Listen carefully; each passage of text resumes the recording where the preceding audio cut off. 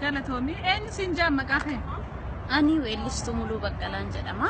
Addee Muluu galatoomii asitti argamu keetiif arra maaliif as dhufte? Dhimmi as na fidde dhimma Oromooti. Community Oromootu asitti hiriira biyya keenya uummata biyya keenya irratti wayyaaniin diinni gidirsaa jirtu ajjeesaa jirtu abbaa fi ilma bakka tokkotti ajjeestee bilisummaa Oromooti walabummaa Oromooti uummata of kennaa jiru kana irratti mootummaa nama nyaataa kana mirga uummataa dhiibu kana irratti hiriira baanee akka falmii gaggeessinu saba keenyaaf uummanni naannoo Meelbarni jiru hundi marti hiriira kanarratti akka argamu Oromoon kan du'aa jiru Oromummaa isaatiif malee gandummaa fi miti.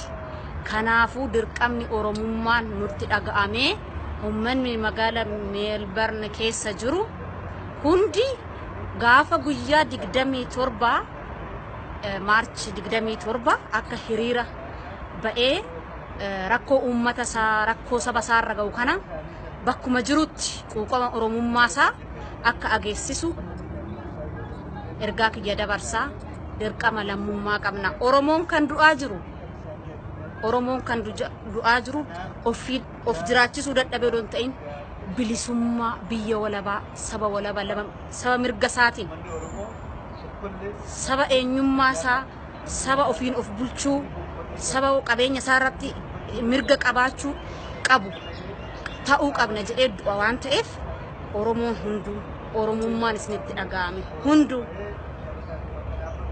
kanarraa nafinaan jedha dirqama Oromummaa qabna. Hedduu galatoomii.